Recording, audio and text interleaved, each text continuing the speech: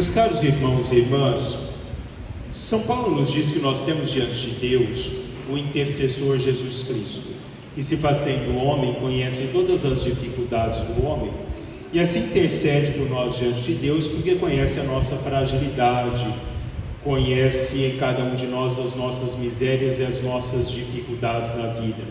Somos humanos, enquanto humanos, somos munidos da nossa imaturidade, que aos poucos tem que se transformar numa maturidade espiritual que o homem deve procurar para alcançar as coisas de Deus.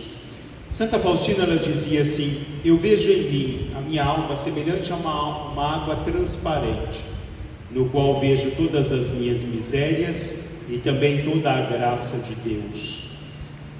E é necessário que nós tenhamos essa nossa condição, essa nossa percepção de olharmos sempre para dentro de nós, para dentro da nossa alma, para que nós possamos olhar e para que nós possamos ter a condição de propiciarmos dentro do nosso próprio ser o conceito de uma busca de uma maturidade diante da nossa imaturidade, do nosso fortalecimento diante das nossas fraquezas, do nosso olhar de graça diante da nossa fragilidade humana. Olhar para nós mesmos ou adentrarmos dentro de nós mesmos é muitas vezes descobrir coisas que nós desconhecemos em nós, ou arrependimentos que nós deveríamos ter na nossa vida que nós somos incapazes de olhar, de arrepender. São Paulo, na segunda leitura de hoje, ele começa esse trecho da carta aos Filipenses que nos é proposto, quando ele nos diz: se existe consolação na vida em Cristo, se existe alento no amor mútuo, se existe comunhão do Espírito, se existe ternura e compaixão, então está completa a nossa alegria, porque nós só nos completamos na medida em que nós buscamos em Deus todo esse nosso desenvolvimento, toda essa graça que existe em cada um de nós. Na nossa fragilidade ou nas nossas quedas, nós devemos olhar sempre como um recomeço na nossa vida, mas não um recomeço mais de grandes tropeços, mas um recomeço onde nós olhamos as nossas dificuldades não como mais algo a não ser vencido, mas como algo que nós podemos suportar e nós podemos sobrepor. Nós olhamos os nossos pecados e nós olhamos as nossas dificuldades, e muitas vezes nós temos até a dificuldade de arrependermos daquilo que nós fizemos.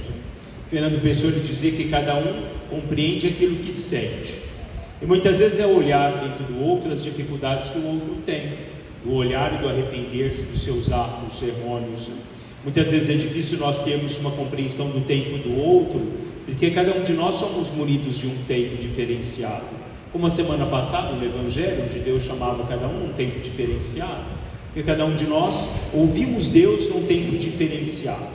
Agora, como dizia São Padre Pio de Pietrelcina, onde não há obediência não pode haver virtude, onde não tem virtude não pode haver o bem, e onde não existe o bem não pode haver o amor, porque Deus é plenamente o amor que se coloca diante de todos nós, e é nesse amor que nós somos nutridos, é esse amor que nós nos desenvolvemos, e é nesse amor de Deus que nós fomos nos fortificando na nossa caminhada.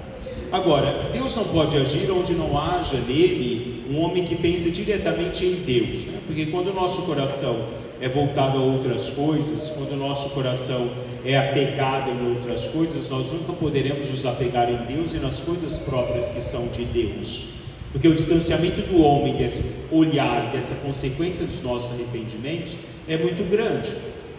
Quando eu estava vindo, eu vi uma cena, eu pensei como é difícil para as pessoas terem uma concepção de Deus, né?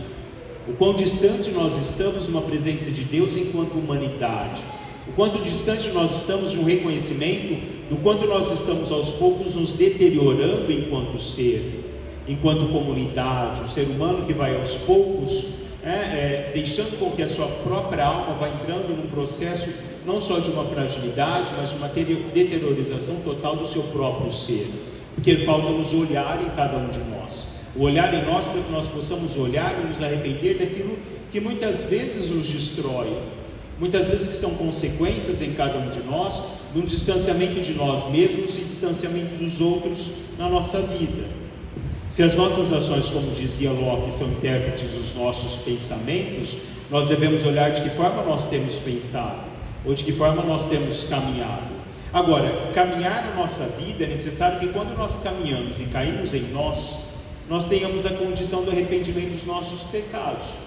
Jesus se encontra com a prostituta e ela se arrepende e toma um novo caminho na vida dela, como ele nos diz no Evangelho de hoje. Jesus se encontra com os 10 leprosos, apenas um volta a agradecer, se converte, porque os outros estavam todos preocupados com aquilo que são as coisas humanas da vida. E quantas vezes os encontros de Deus foram encontros que não transformaram para alguns, transformaram para outros. Quantas vezes na nossa vida nós tivemos o nosso encontro com Deus e o encontro transformou e o encontro não transformou? Padre Pio ele dizia assim: o Senhor nos chama, mas às vezes nós não queremos segui-lo e responder, porque nós estamos muito apegados aos nossos próprios interesses, dizia ele. Às vezes, pelo fato de ouvirmos sempre a sua voz, nós não nos apercebemos mais da voz de Deus. O Senhor ilumina e chama, e são os homens que muitas vezes se colocam na posição de não conseguir mais escutar a voz de Deus, porque nosso caminho é o caminho das quedas, não é o caminho mais do restabelecimento, não é o caminho da misericórdia, não é mais o caminho da graça. Agora, como dizia Friedrich Schiller, breve é a loucura, mas longa o arrependimento, né? Porque quantas vezes nós nos martirizamos por coisas que nós fizemos e temos a dificuldade de nos perdoar por aquilo que nós fizemos. Agora, como dizia Marquês de Maricá, o arrependimento é ineficaz quando as reincidências são consecutivas. Se torna ineficaz, porque o arrependimento ele transforma, como eu disse. O arrependimento dá um caminho novo, dá uma vida nova em cada um de nós.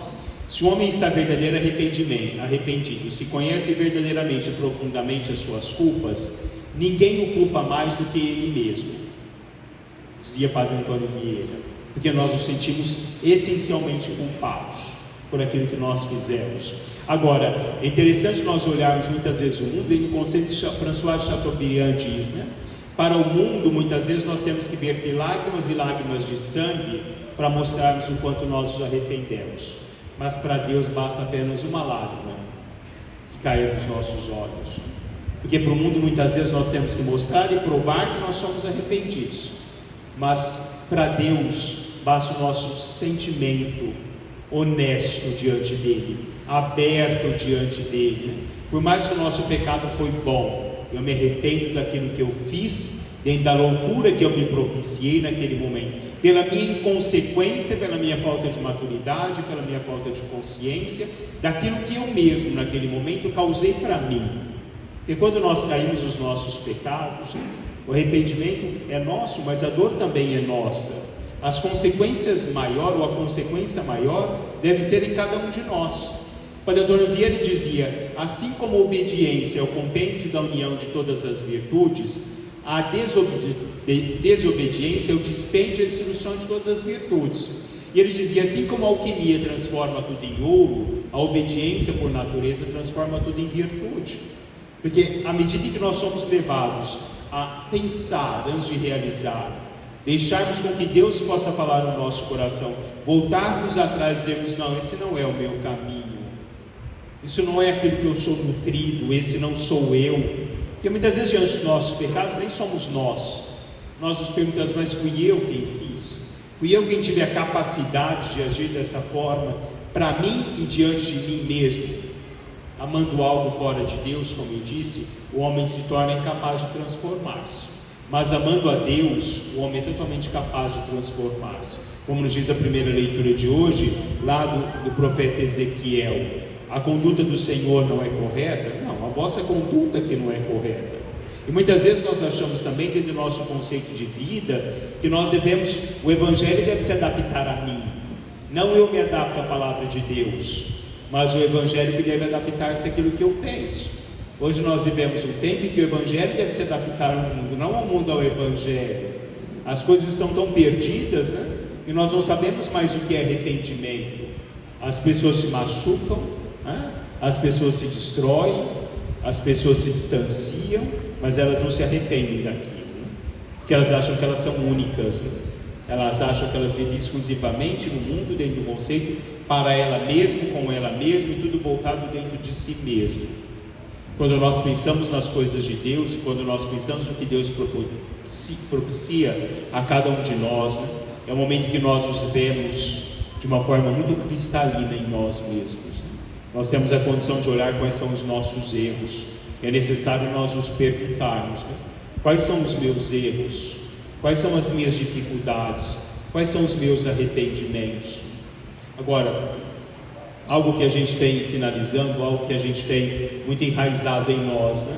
Muitas vezes nós temos dificuldade de nos perdoar e de recebermos o perdão de Deus, porque nós arrastamos os nossos pecados, a nossa dificuldade de perdão por muitos e muitos anos. Nós os amarguramos por muitos e muitos anos dentro daquilo que nós construímos, né? Como as nossas amarguras da vida. Santa Margarida Maria Alacoque dizia: todas as amargas amarguras não são mais que doçuras no adorável coração de Deus, que se muda e muda tudo em amor. E assim, quando nós nos colocamos diante de Deus no arrependimento do nosso amor, tudo se muda, na medida em que eu sei deixar-me transformar. Tudo recomeça assim, na medida em que eu deixo me recomeçar. Tudo para mim é novo, é transparente e é bonito, na medida em que eu deixo que o belo esteja dentro de mim. Louvado seja nosso Senhor Jesus Cristo.